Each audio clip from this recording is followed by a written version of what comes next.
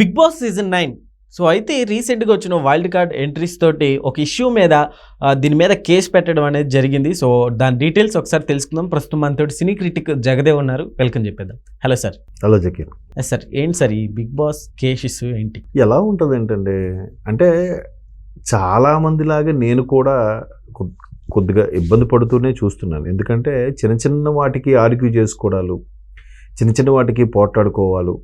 లేదు అందరూ big boss హౌస్లో ఉన్న కంటెస్టెంట్లు అందరూ కూడా పర్వాలేదు చక్కగా ఉన్నారంటే వెంటనే ఒక వెనక నుంచి ఒక వాయిస్ వస్తుంది, బిగ్ బాస్ మీకు ఇప్పుడు నామినేషన్ ప్రక్రియ మొదలు పెడుతున్నారు అంటాడు.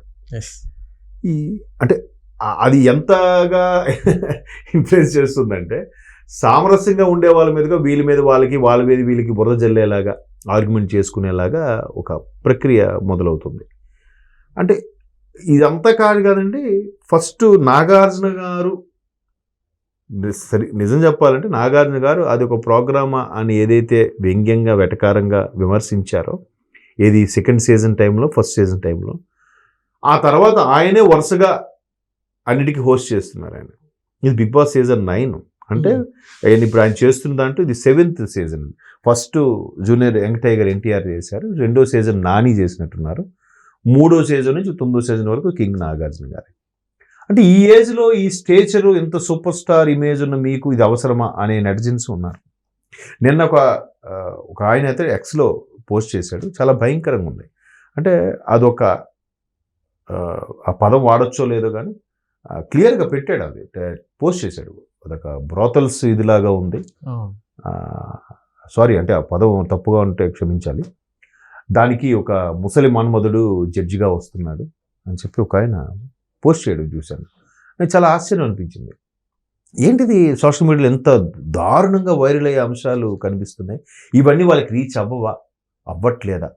అయినా మనీ కోసం చూసుకొని, డబ్బు కోసం చూసుకుంటున్నారా? అంటే ఎవరిష్టం వాళ్ళది. ఇవాళ రేపు అల్టిమేట్గా డబ్బేనబ్బా, బిజినెస్ అనబ్బా అనుకునే వాళ్ళు లేకపోలేదు, ఉన్నారు. కానీ మరీ ఇంత పచ్చిగా బూతులు మాట్లాడుతున్నా కూడా హౌస్ మీద కానీ, అది ఏదైతే ఉందో ఆ ప్రోగ్రామ్ మీద కానీ ఎవరు చర్యలు తీసుకోరా అనుకునేలాగా నేను అనుకుంటున్నాను. సరిగ్గా ఇవాళ గజ్వేల్లో కొంతమంది యువకులు కంప్లైంట్ ఇచ్చారంట. గజ్వేల్ కుర్రాలు ఇక్కడ బజార్స్ పోలీస్ స్టేషన్లో ఎక్కడ వచ్చి కంప్లైంట్ ఇచ్చారు. మీరు ఇట్లా ఎంత దారుణంగా ఉంటుంది, వల్గర్గా ఉంటుంది, వాళ్ళ డ్రెస్సింగ్ సెన్స్ కూడా కొద్దిగా ఇబ్బందికర పరిస్థితులు ఉన్నాయి, ఒకరికొకరు లాక్కుని పీక్కునేలాగా ఉంది. నిన్న బాల్ కార్యక్రమం ఏదో చేసినప్పుడు కూడా అంటే ఆడమగా సమానమే అంటారు, సమానమే. కానీ ఆడవాళ్ళని ఎందుకు గౌరవిస్తాం, ఎందుకు గౌరవించాలి? కొన్ని రకాల పట్టింపులు, పద్ధతులు ఉంటాయి సార్. లోపల ఇప్పుడు అంత ఇదిగా లాక్కొని పీక్కొని చూస్తే, అంటే చూసే వాళ్ళకి ఎలా ఉంటుంది అంటే, మీరు ఫైట్ చేయండి అని చెప్పడమా, లేదంటే ప్రతిదీ ఆర్గ్యూ చేయండి అని చెప్పడమా? సో అందుకు ఎవరైతే గజ్వేల్ కుర్రాలు ఉన్నారో వాళ్ళు కంప్లైంట్ ఇచ్చారు. ఒకవేళ మీరు ఆపకపోతే అన్నపూర్ణ స్టూడియోస్ మీద అటాక్ చేస్తామని కూడా వార్నింగ్ ఇచ్చారు ఈ సోషల్ మీడియా వేదిక మీద. చూద్దాం, అంటే ఇది ఎవరని చేసినా లోపలికి ఎంటర్ అవ్వలేరు కదా. కాకపోతే మీరు అన్నట్టు బిగ్ బాస్లో ఈసారి వచ్చే కంటెస్టెంట్ ఏదో ఎస్పెషల్లీ ఆ దివ్వేల మాధురి అలియాస్ దువ్వాడ మాధురి అనాలేమో వాళ్ళు. సో ఆవిడ ప్రతిది కూడా కాంట్రవర్సీ లాగా మాట్లాడుతుంది. ఒకసారి కూర్చొని మాట్లాడండి, కూర్చుంటే కానీ చెప్పరా? సరే, ఈ పప్పు ఉంది, 2 కప్పులు పప్పు, ఇప్పుడు ఒకటి రాత్రికి ఒకటి కప్పులే వాడాలి, అలా అయితే బకెట్ నీరు కొట్టాలి, బకెట్ నీరుతో పప్పు వాడాలి, అలా అయితే అందరికీ సరిపోదు.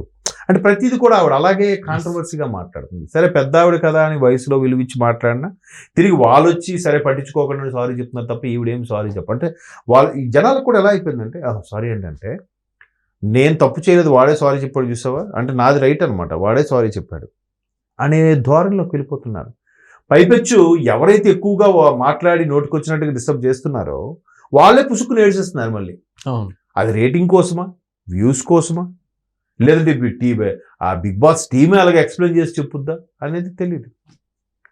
అంటే చూసేటప్పుడు కూడా గోలగా గందరగోళంగా ఉంటుంది. ఎవరి మటుకు పోట్లాడుకుంటుంటాడు, ఆ ఫుడ్ కోసం చేసుకుంటూనే ఉంటారు. పైగా ఎవరైనా ఇంటి గురించి వచ్చేసరికి వెంటనే ఏడ్ చేస్తుంటారు. మీరు అన్నీ తెలిసే కదా హౌస్లోకి వెళ్ళారు. ఈ కంటెస్టెంట్లు కూడా చూడండి, అఫ్కోర్స్ డైరెక్షన్ డిపార్ట్మెంట్ చెప్తే అలా చేస్తారు, కాదనట్లేదు. కానీ అరే మీరు వచ్చి మీ పేరెంట్స్ని వదిలేసి, లేకపోతే మీ పిల్లల్ని వదిలేసి మీరు వచ్చింది దేనికి? నేము ఫేమ్ కోసం కాదా? తద్వారా వచ్చే మనీ కోసం కాదా? అవునా కదా? నేము ఫేము అట్లీస్ట్ అందులో కనబడ్డామంటే నెక్స్ట్ బయటకు వచ్చాక మళ్ళీ మనం యూట్యూబ్ వీడియోస్ చేసేసుకుంటే సూపర్గా ఉంటుంది, మనకి ఇంకా వ్యూస్ రేటింగ్లు వచ్చేస్తాయి, మన అందరికీ తెలిసిపోతాం బిగ్ బాస్ దీంతో అనుకొని మరి కాస్త చెలరైపోయే వీళ్ళు మరి దేనికోసం భరుస్తున్నారు? వెంటనే మీ నాన్న నుంచి ఉత్తరం వచ్చిందంటే ఒకడు కళ్ళు పిండేసుకొని ఏడ్ చేసుకొని త్యాగం చేసేవాడు ఒకడు. సార్ అయితే ఇప్పుడు ఈ షోలో ఇప్పుడు వైల్డ్ కార్డ్ ద్వారా వచ్చిన ఈ కంటెస్టెంట్స్ దివ్యల మాధురి గారు చాలా కాంట్రవర్షియల్ అవుతున్నారని చెప్పాలి బయట. సో కంటిన్యూ అవుతారు అనుకోవచ్చు, అసలుకి ఇలాంటి వాళ్ళని ఉంచుతారంటారా? యాక్చువల్గా ఏదైతే వైల్డ్ కార్డు వచ్చిన తర్వాతనే రసాభాసగా మారింది. ముందు ఉంది లేదనట్లేదు, ముందు ఓ మోస్తరుగా ఉంది. వైల్డ్ కార్డ్ వచ్చిన తర్వాత మీరు అన్నట్టు ఎస్పెషల్లీ దివ్యల మాధురి కానీ ఆవిడ ఎవరు అలేఖ్య ఆమె పేరు రమ్య ఆమె చిట్టి పికిల్స్ ఆమె వీళ్ళిద్దరూ డిఫరెంట్గా మాట్లాడుతున్నారు. వీళ్ళు ఎలాగున్నారు, వీళ్ళు లేదు, వీళ్ళకి సపోర్ట్ చేయొద్దు, వాళ్ళతో మాట్లాడద్దు, వాళ్ళు వీళ్ళు కలిపేద్దాం, వాళ్ళు వీళ్ళు విడగొట్టేద్దాం, వీళ్ళకి తోడుగా ఆ రీతు కూడా ముందు హౌస్లో ఉన్న ఆవిడ ఉన్న వాళ్ళకి సపోర్ట్ ఇవ్వకుండా కొత్తగా వచ్చిన వాళ్ళతో జత కలిసి వీళ్ళ మీద నామినేషన్ చేయడం గట్రా చేస్తుంది ఆ రీతు చౌదరి ఆవిడ కూడా. సో ఎక్కువగా రీతు చౌదరి దివ్యల మాధురి మీదే బయట సోషల్ మీడియాలో కానీ నెటిజన్స్ కూడా ఎక్కువగా కామెంట్స్ చేస్తున్నారు, వైరల్ అయ్యే ఛాన్సెస్ అయితే కనిపిస్తున్నాయి. బట్ మీరు అన్నట్టు ఈ వీకెండ్లో కింగ్ నాగార్జున గారు ఎలా బిహేవ్ చేస్తారనేది కూడా క్రూషియల్. ఎందుకంటే దివ్యల మాధురి అంత స్టేజ్ ఉన్న ఆవిడకి, అంటే కొద్ది వయసులో పెద్ద ఆవిడ, పైగా దువ్వాడ శ్రీనివాసు వాళ్ళతో దీనివల్ల బాగా సోషల్ మీడియాలో వైరల్ అయింది ఆవిడ. అటువంటి ఆవిడకి నాగార్జున గారు ఎలాగా క్లాస్ పీకుతారనేది చూడాలి. ఎందుకంటే అడగడంలో తప్పే ఉంది, కూర్చుంటే కానీ చెప్పరా, ఏంటి చెప్పండి, మీరు తిన్నగా మాట్లాడండి, మీరు అలా మాట్లాడతారు, మీరు అలా మాట్లాడితే మేము వేరేలా మాట్లాడాల్సి ఉంటుంది. వేరేలాగంటే ఏం చేస్తారు కదా, ఏం చేస్తారు చెప్పండి? అంటే తగువాడుతున్నట్టుగా, గొడవ పడుతున్నట్టుగా, హైప్ చేస్తున్నట్టుగా, రెచ్చగొడుతున్నట్టుగా. ఏమంటే దీన్ని కూడా సమర్థించే వాళ్ళు కొంతమంది ఉన్నారు. ఇది ఆమె స్ట్రాటజీ అండి, ఆమె మంచి గేమ్ స్ట్రాటజీతో వచ్చింది, ఒక్కొక్కరిని వేసుకుంటుంది అనేవాళ్ళు కూడా ఉన్నారు. ఎవరు? ఒక రాజకీయ పార్టీ వర్గం వాళ్ళు. ఎందుకంటే దువ్వాడ శ్రీనివాస్ గారు వైసీపీకి చెందిన వ్యక్తి కాబట్టి వైసీపీ వాళ్ళు దివ్యల మాధురికి ఆటోమేటిక్ బై డిఫాల్ట్గా సపోర్ట్ చేస్తారు.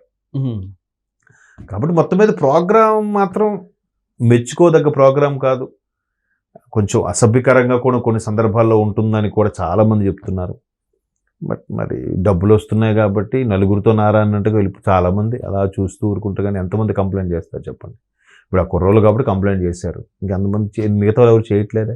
పెద్ద పెద్ద వాళ్ళు, వయసులో పెద్దవాళ్ళు వచ్చి ఇలాంటివి చూస్తే, ఇలాంటివి ఎంకరేజ్ చేస్తే అసలు సొసైటీ వెళ్ళిపోతుంది, ఎటుపోతుంది అని స్వచ్ఛంద సంస్థలు కొన్ని ఉంటాయి, అవి ఎవరైనా కంప్లైంట్ ఇచ్చారా? ఎందుకు అవ్వట్లేదా? అంత బిజీగా ఉన్నారా జనాలందరూ? చూద్దాం. Okay sir, thank you.